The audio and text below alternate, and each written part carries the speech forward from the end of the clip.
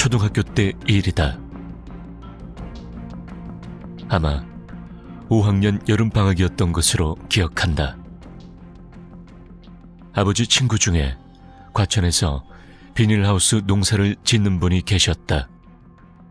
그래서 여름방학 동안 아버지 친구분 집에서 지내기로 했다. 그 집에는 나보다 1살 많은 아들과 나랑 동갑내기 딸이 있었다. 아버지 친구분의 집은 비닐하우스 안에 있었고 잠도 거기서 잤다. 낯선 환경이라 그럴까, 이상하게 눈은 졸려서 뻑뻑해지고 막 땡기는데 잠이 들지 않았다. 아저씨네 식구들은 모두 잠들어 있었고 그렇게 계속 뜬 눈으로 얼마 정도 뒤척였을까. 갑자기 기분이 이상해졌고 무언가 바닥으로 날 확 잡아당기는 기분이 들었다. 실제로 그랬다는 게 아니고 기분이 그랬다. 그리고 곧이어 갑자기 쏟아지는 비. 세찬 빗방울이 비닐하우스 천장을 때리는 소리가 커져갔다. 비 소리 때문인지 더욱 잠이 안 오고 아까 느꼈던 이상한 기분에 신경이 쓰였을 때 갑자기 밖에서 여자 울음소리가 들렸다. 정말 지금도 귀에서 들리는 기분이 들 정도로 소름이 끼치는 울음소리였다. 여자 울음소리는 점점 커져갔고 결국은 비닐하우스와 비닐하우스 사이에 사람 다닐 수 있는 공간이 있는데 그곳에서 바로 잠자는 방 밖에서 울음소리가 들렸다. 눈으론 봤지만 소리는 처음 듣는지라 무서웠고 낯설고 이질감과 불쾌감, 공포감들이 날 덮쳐왔다. 울음소리가 커서 그런지 곧 아저씨네 식구들도 모두 잠에서 깼다. 아저씨는 이게 무슨 소리냐며 일어났고 형과 여자애는 귀신이라며 울기 시작했다. 아저씨는 밖에 누구냐며 소리를 쳤지만 밖에선 울음소리만 계속 들렸다. 결국 아저씨는 손전등을 들고 어떤 미친 여자인지 확인해야겠다면서 옷을 챙겨 입고 나가셨다. 난 겁이 나서 이불 속에 들어가 있었고 여전히 여자의 울음소리가 들렸고 아저씨의 아들과 딸은 계속 울고 있었다. 아주머니는 그런 우리들을 안심시키려고 애를 쓴 걸로 기억한다. 뭐라고 우리들에게 말을 하는데 여자 울음소리 때문에 잘 안 들렸다. 그리고 여자 울음소리는 계속 들리는데 아저씨 발자국 소리는 들리지 않았다. 바로 옆이라 들려야 할 텐데. 그리고 한참이 지난 후에야 여자 울음소리가 그쳤고 빗발도 약해지면서 빗소리도 작게 들렸다. 그때 아저씨가 다급히 들어왔다. 그리곤 뭔가에 놀란 것처럼 떨리는 목소리로 중얼거렸다. 아무것도 없다고.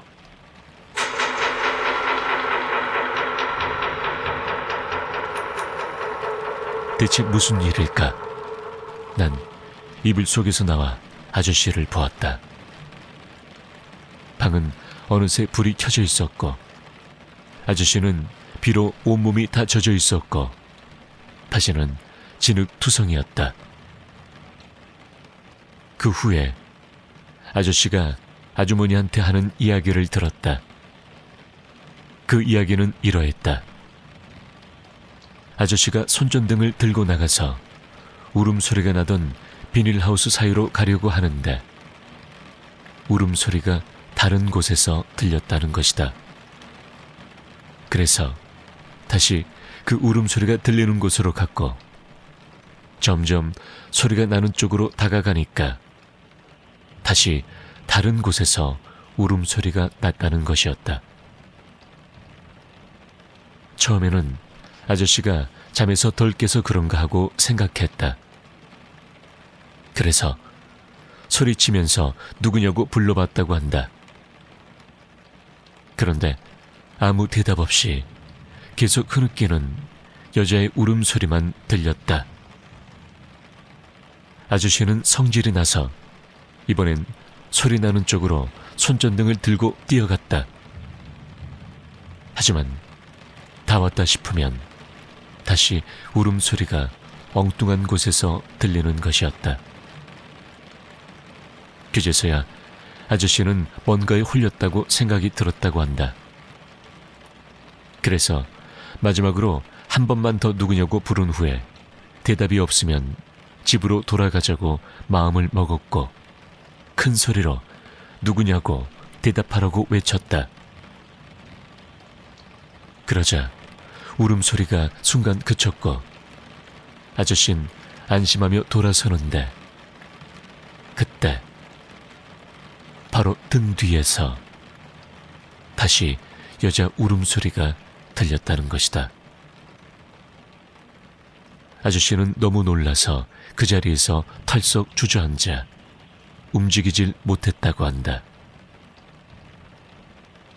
그러기를 한참 있다가 울음소린 다시 사라졌고 아저씨는 정신을 차려 급히 집으로 들어왔다고 한다.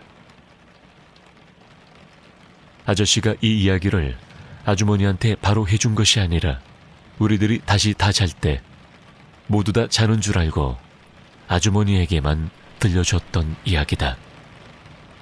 하지만 난 그때까지 안 자고 있었고 이불 속에 들어가서 자는 것처럼 하고 있었다.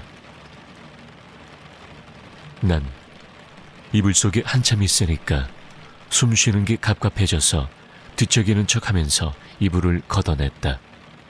그리고 무심결에 눈을 잠깐 떴는데 방 안에 웬 여자가 서 있었다.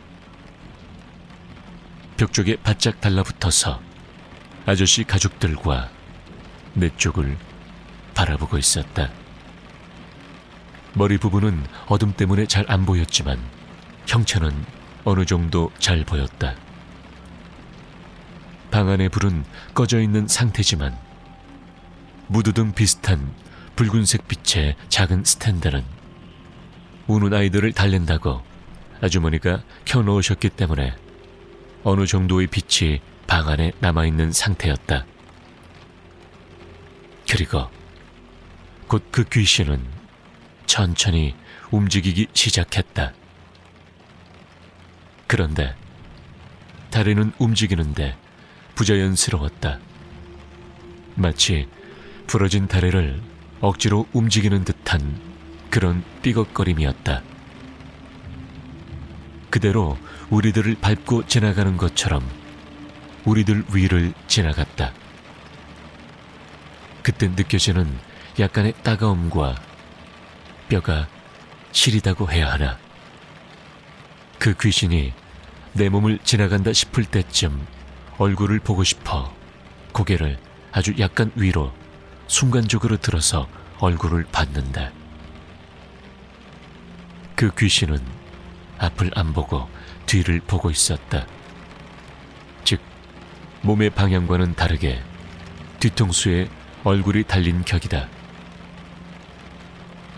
내가 누워있는 채로 보이는 위치는 옆모습만 보였다. 뒤통수로 여겨지는 부분에 코의 윤곽선이 보였으니까 얼굴엔 눈도 콧구멍도 입도 안 보였다. 그냥 죄다 새까맣게 보였다. 도대체 어떻게 죽었길래 그렇게 됐을까? 그 귀신은 우리를 그렇게 지나쳐 반대편 벽으로 사라졌다. 물론 아저씨나 식구들에겐 지금까지도 그 이야기를 하지 않았다. 왜냐면 모르는 게 약이니까.